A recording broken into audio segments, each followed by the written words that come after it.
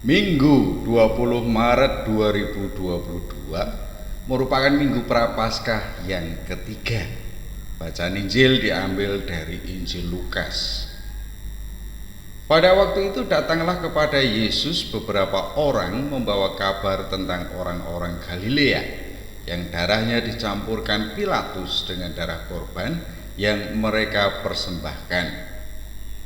Yesus menjawab mereka, "Sangkamu orang-orang Galilea ini lebih besar dosanya daripada dosa semua orang Galilea yang lain karena mereka mengalami nasib itu? Tidak, kataku kepadamu. Tetapi jikalau kamu tidak bertobat, kamu semua akan binasa atas cara demikian. Atau sangkamu ke-18 orang yang mati ditimpa menara dekat Siloam lebih besar kesalahannya daripada kesalahan semua orang lain yang diam di Yerusalem? Tidak, kataku kepadamu. Tetapi jikalau kamu tidak bertobat, kamu semua akan binasa atas cara demikian." Lalu Yesus mengatakan perumpamaan ini. Seorang mempunyai pohon ara yang tumbuh di kebun anggurnya, dan ia datang untuk mencari buah pada pohon itu, tetapi ia tidak menemukannya. Lalu ia berkata kepada pengurus kebun anggur itu, "Sudah 3 tahun aku datang mencari buah pada pohon ara ini, dan aku tidak menemukannya. Tebanglah pohon ini. Untuk apa ia hidup di tanah ini dengan percuma?" Jawab orang itu, "Tuan, biarkanlah dia tumbuh tahun ini lagi. Aku akan mencangkul tanah sekelilingnya dan memberi pupuk kepadanya. Mungkin tahun depan ia berbuah. Jika tidak, tebanglah dia."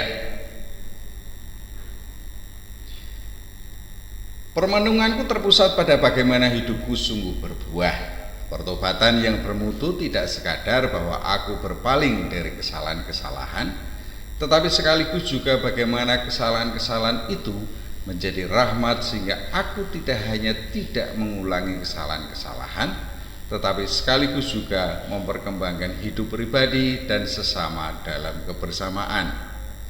Ini terungkap dalam perumpamaan tentang pohon ara di dalam kebun anggur. Kisah Lukas mengenai orang-orang Galilea dan mereka yang tertimpa menara di dekat Siloam menegaskan ajaran Yesus tentang hubungan antara musibah dan dosa. Orang dengan mudah biasanya menghubungkan musibah yang sedang dialami dengan dosa yang telah diperbuat. Dari apa yang dikatakan Yesus, orang-orang yang memberitahu kejadian yang menimpa orang-orang Galilea tentulah berpikir bahwa orang-orang Galilea yang darahnya dicampurkan dengan darah korban oleh Pilatus telah berbuat dosa besar. Demikian pun orang berpikir bahwa mereka yang tertimpa menara dekat Siloam sungguh besar dosanya. Merujuk pada sabda Yesus, "Tetapi jikalau kamu tidak bertobat, kamu semua akan binasa atas cara demikian." Tampaknya Yesus tidak memungkiri adanya hubungan antara dosa dan nestapa yang menimpa. Namun apakah hubungan antara dosa dan musibah itu bersifat langsung? Dengan catatan tidak bertobat, aku pikir keduanya tidak bersifat niscaya. Itu artinya mendua, bisa bersifat langsung, bisa juga tidak. Karena tiada pertobatan, suatu dosa dapat melahirkan dosa lain yang mungkin semakin besar. Disinilah rasaku, suatu musibah mungkin terjadi. Namun aku pikir tidak dapat dibalik bahwa suatu musibah disebabkan oleh dosa. Musibah dapat terjadi karena gejala alam atau suatu kondisi atau kebijakan sosial tertentu. Musibah rasaku tidak selalu karena dosa. Sabda Yesus, "Sangkamu orang-orang Galilea ini lebih besar dosanya daripada dosa semua orang Galilea yang lain karena mereka mengalami nasib itu? Tidak, kataku kepadamu. Bagiku tidak sekadar ada gradasi dosa, ada dosa ringan, ada dosa berat. Sabda Yesus menginspirasiku bahwa suatu musibah tidak menunjukkan bahwa orang berdosa berat, sementara yang tidak terkena musibah tidak berdosa atau berdosa ringan. Kata bertobat menjadi penting dari sabda Yesus. Orang yang tidak bertobat kemungkinan mengalami seperti orang-orang Galilea yang darahnya dicampur dengan darah korban oleh Pilatus. Demikian pula akan seperti orang-orang yang tertimpa menara di Siloam. Pertobatan yang diserukan oleh Yesus tidak sekadar tidak melakukan perbuatan dosa lagi. Pertobatan jika dihubungkan dengan gambaran tentang pohon ara di tengah kebun anggur, rasaku haruslah menghasilkan buah.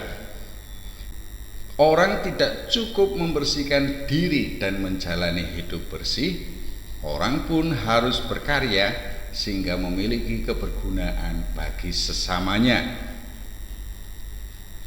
Dalam gambaran tentang pohon ara di tengah kebun anggur, bagiku kebergunaan itu sangatlah menentukan bagi keberadaan.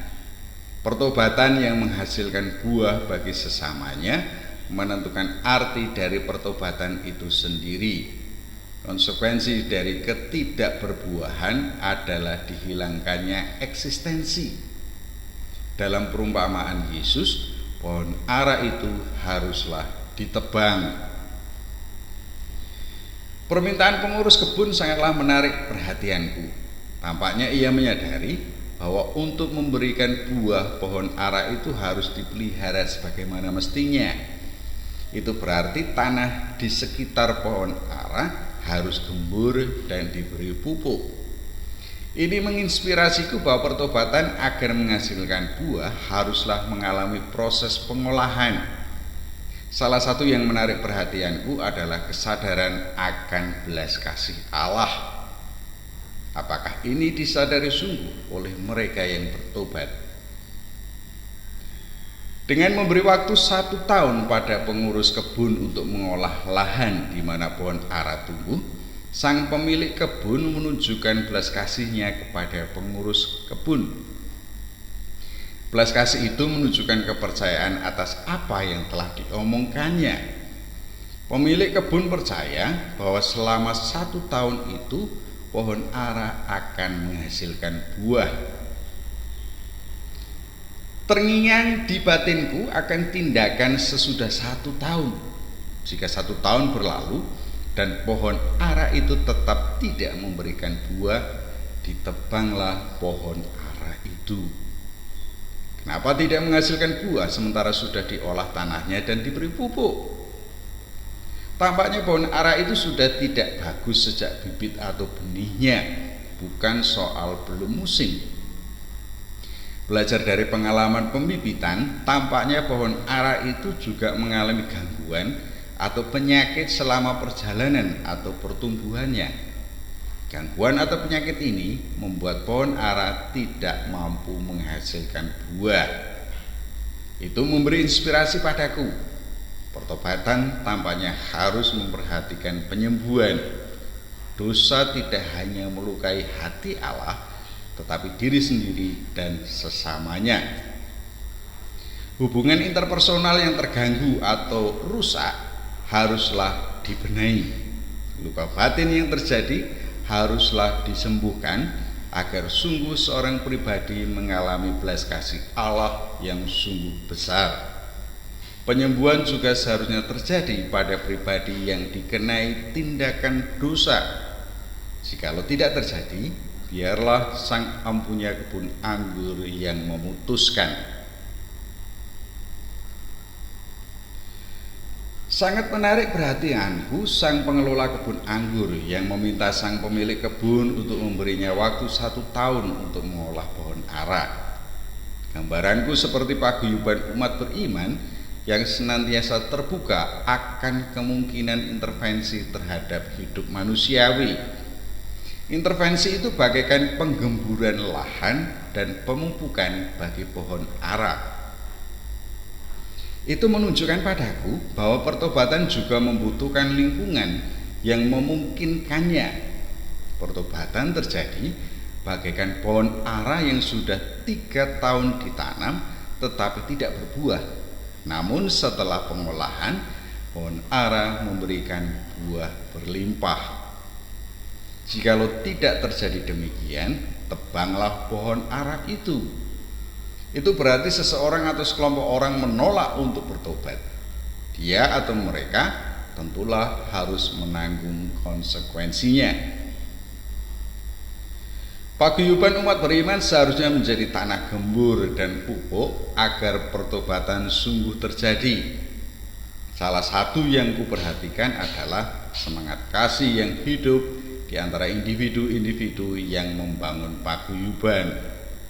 Semangat kasih itu melandaskan diri pada kesadaran bahwa tidak ada orang yang sempurna. Orang tetaplah memiliki kecenderungan pada keberdosaan. Dengan demikian, orang pun pada dasarnya membutuhkan rangkulan kasih yang memaafkan. Katekese dan pendampingan keluarga menjadi perhatian khususku agar paguyuban menjadi tanah yang subur. Perhatian dan penerimaan dengan tangan terbuka terhadap kehadiran orang lain, rasaku menjadi pupuk yang memampukan orang untuk mengalami pertobatan. Katekese yang aku masukkan tidak sekadar mengolah dosa-dosa, tetapi terutama kasih ilahi yang dianugerahkan dalam hidup. Apakah individu, termasuk diriku, sungguh berterima kasih atas rahmat ilahi atau justru sebaliknya? Keluarga kiranya menjadi perhatian utama dalam pengembangan katekese tentang kasih ilahi. Apakah seorang individu terbiasa mengucapkan terima kasih? Apakah seorang individu terbiasa memperhatikan kebersihan diri dan sesamanya? Di sini peran orang tua sangatlah menentukan. Mereka bagaikan pengelola kebun yang mengemban tugas dari pemilik kebun agar individu-individu sungguh menghasilkan buah berlimpah. Yang terakhir adalah sikap terbuka dan menerima kehadiran orang lain. Sang pengelola kebun melihat bahwa pohon ara itu memiliki kemungkinan untuk berbuah, hanya belum diolah. Kasih sayang dalam keluarga tentulah menjadi pupuk yang senantiasa mampu membuka hati untuk menerima kehadiran individu yang telah jatuh ke dalam kesalahan dan keberdosaan. Seorang individu tentulah lebih dari pohon ara. Oleh karena itu, kemungkinan untuk berubah menjadi baik tentulah ada dan menjadi dasar untuk memperhatikan dan mengasihinya. Semoga demikian. Amin.